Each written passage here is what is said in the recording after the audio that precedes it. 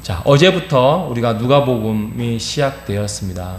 누가복음 한 열흘 좀 남짓해서 우리가 누가복음을 읽는데 구약보다는 엊그제 읽었던 에스겔보다는 훨씬 쉽고 훨씬 익숙하고 또 예수님의 사역이다 보니까 우리가 더 중심적으로 또 중요하게 우리가 살펴볼 수 있는 부분입니다. 누가복음을 보니까 평균 하루에 한 2장씩 정도 나갑니다. 그래서 여러분들이 누가복음을 한번 시작한다는 마음으로 어제 이제 주일이었기 때문에 오늘부터라도 1, 2, 3, 4장 읽어보면서 예수님의 사역을 다시 한번 잘 살펴보면서 우리의 삶을 말씀으로 적용해보는 이번 한 주가 되시기를 주님의 이름으로 축복합니다.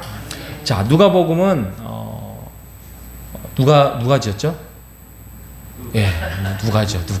누가죠. 누가는 12제자도 아닙니다. 그리고 유대인도 아니에요. 이방인이에요. 그리고 우리 권사님 말씀하셨던 것처럼 의사예요. 그러니까 마태, 마가, 누가, 요한의 말씀을 읽다 보면 이게 똑같은 말씀을 왜 굳이 기록을 또 하고 했느냐. 근데 물론 사건을 중심으로 보면 비슷한 내용이 많습니다. 그런데 그거에 대한 그 진술해 나가는 방법이 완전히 다릅니다. 그러니까 이방인이라는 말은 그러니까 이방인이면 이방인들의 관점에서 많이 씁니다. 그러니까 구체적이에요. 그러니까 우리가 마태복음은 28장이다 보니까 마태복음이 기네? 아닙니다. 24장에 밖에 되지 않는 누가복음이 절수로 말하면 또 이 절수나 이 글자로 말하면 훨씬 많습니다. 그래서 두께를 한번 재보시면 누가복음이 훨씬 깁니다. 그만큼 구체적이라는 이야기예요. 그리고 예화가 많습니다. 예화가 많고요. 알아먹기 쉽습니다. 그래서 우리가 이방인들, 안 믿는 사람들한테 복음을 전할 때에 성경을 읽으라 할 때 어떤 사람은 마태복음부터 읽어라, 어떤 분도 요한복음부터 읽어라. 근데 누가복음부터 이야기를 한번 읽어보라 하면 훨씬 쉽습니다. 훨씬 복음을 받아들이기가 쉽다는 거예요. 그래서 이 누가가 데오빌로 각하에게 누가도 이방인이었고 데오빌로 각하도 이방인이죠. 그러니까 이방인에 대해서 내가 어떻게 예수를 알게 되었고 그 예수를 믿게 되었는지에 대해서, 그래서 예수님이 진정한 하나님의 아들이요 메시아다라는 것을 알리기 위하여서 1장 1절에 이르기 시작합니다. 어떤 사실을 근거로 해서 기초와 확실성과 거룩한 의도로 내가 아주 꼼꼼하게 이를 기록하겠노라 라고 편지를 쓰는 내용입니다. 그러니까 결국에는 누가복음은 좀 깊이 읽고 탐구하고 우리가 좀 사고를 가지면서 우리가 읽다 보면 우리의 믿음이 굳건해지고 믿음의 확신을 가질 수 있다는 것입니다. 그렇기 때문에 누가복음이 너무나도 소중한 말씀이 됩니다. 그리고요, 또 누가는 그 이방인이지만 의사라고 했잖아요. 의사이다 보니까 치밀합니다. 의사가 뭐 수술을 하면 아주 세밀하잖아요. 수학도 잘하지만 아주 세밀하고, 그러니까 이 내용들이 아주 세밀하고 치밀하고 좀 완벽한 어떤 성향이 있습니다. 그리고 인자라는 표현을 많이 씁니다. 인자라는 말은 사람의 아들로서 왔지만 이게 하나님의 아들이라는 것을 설득시켜 나가는 편지입니다. 그러다 보니까 예수님의 어떤 인간적인 모습, 인성적인 모습으로 감정의 표현이 많습니다. 뭐 아픔이나 눈물이나 이런 것들이 많아요. 뭐 이런 거를 이제 서론을 토대로 해서 우리가 누가복음을 읽어봐야 될 텐데, 오늘은 누가복음 3장과 4장을 다루는 부분에 대해서 우리가 핵심적으로 다룰 게 뭐냐면 회개에 합당한 열매.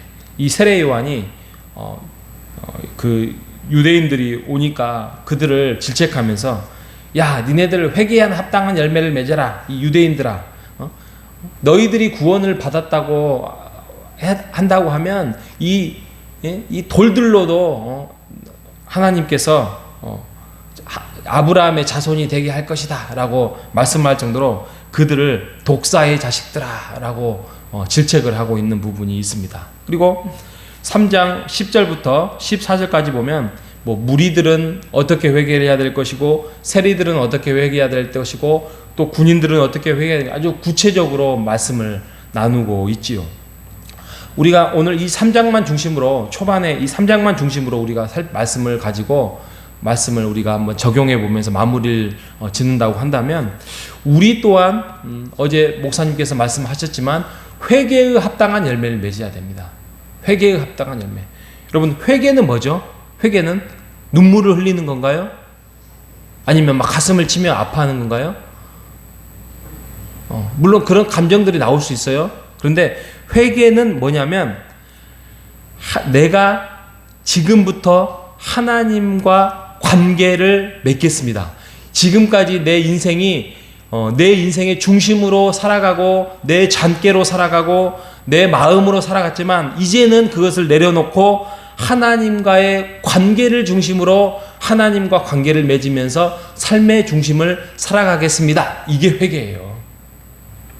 그러니까 회개가 일어날 때에 내가 지금까지 어떻게 살았는지에 대한 가슴 아픔과 어리석음과 내가 지금까지 하나님의 가슴을 아프게 했구나라는 그래서 눈물이 나올 수 있고요.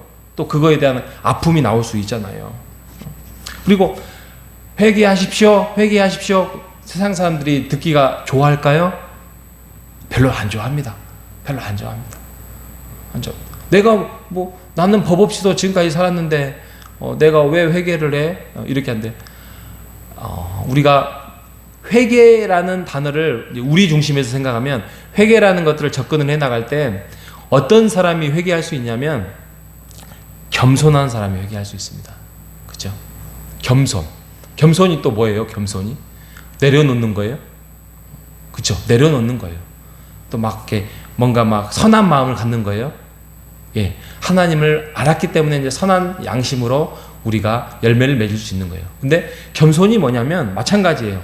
겸손이 지금까지 살았던 내 뜻을 내려놓고 지금부터는 하나님의 뜻을 세워나가겠습니다. 이게 겸손이에요. 그러니까 하나님과의 관계를 맺겠습니다. 이게 회개고 겸손은 이제 하나님의 뜻을 세워나가겠습니다. 내 뜻하고 충돌이 됐을 때는 내가 하나님의 뜻을 내가 뭔가 불리기 당하고 내가 손해를 보더라도 하나님의 뜻을 세워나가겠습니다. 이게 겸손이라는 것입니다. 그래서 우리가 겸손해야 됩니다. 그리스도인은 겸손하지 않으면 회개가 이루어질 수 없어요. 우리가 겸손하지 않으면 하나님을 만날 수가 없습니다. 내 고집을 지금도 피울 수 있으면 피운다면은 우리가 하나님을 제대로 알지 못하는 것입니다. 하나님 앞에서 십자가 앞에서 또 예수님 앞에서 우리가 겸손하고 회개의 열매를 맺어야 할 것입니다. 웰 메리커라는 사람이 이런 말합니다. 죄를 책망하는 것은 나의 자존감을 무너뜨리는 것이 아니라 구원으로 이끄는 친절한 행위다. 우리가 막 회개하면은 나의 자존감을 내려놔야 돼요. 그러면 나의 자존감이 내려져서 더욱더 우울감이 생겨요. 이런 의미가 아니라 구원으로 이끄는 친절한 행위라는 거예요. 진정한 예수님을 만났습니까? 그러면 회개하는 것은 당연히 나타나는 것입니다. 회개를 하겠습니까? 그러면 진정한 겸손한 자가 될 수 있는 것입니다. 오늘도 예수님을 만나고 예수님을 깨닫고 예수님 안에서 회개의 열매와 겸손의 신앙을 맺어가는 우리 모두가 되시기를 주님의 이름으로 축복합니다. 하나님 아버지 감사합니다. 세례 요한의 전파는 회개의 합당한 열매를 맺으라고 하나님과 더 가까이 갔을 때에 진정한 관계를 맺어갈 수 있다는 사실을 우리에게 하나님의 말씀으로 누가복음은 알려주었습니다. 하나님, 진정한 하나님을 아는 자는 이제는 내 중심의 삶이 아니라 하나님의 중심의 삶을 살고자 하는 삶의 형태로서 겸손히 나타날 수밖에 없음을 우리가 고백합니다. 오늘도 우리가 하나님을 알므로써 겸손한 신앙으로 나타날 수 있도록 인도하여 주시옵소서. 세상 사람들 알지 못하는 이런 삶의 이런 신비한 법칙을 우리는 깨달았으니 우리가 그들을 향해서 복음을 전하고 복음에 전하는 삶의 양식이 겸손으로 나타날 수 있도록 인도하여 주시옵소서. 그래서 그들이 예수를 믿고 함께 구원을 받을 때에 우리 또한 기쁘고 하나님도 기뻐하는 이 세상의 삶, 교회의 삶, 신앙의 삶이 나타날 수 있도록 인도하여 주시옵소서. 살아계신 예수님의 이름으로 기도합니다. 아멘.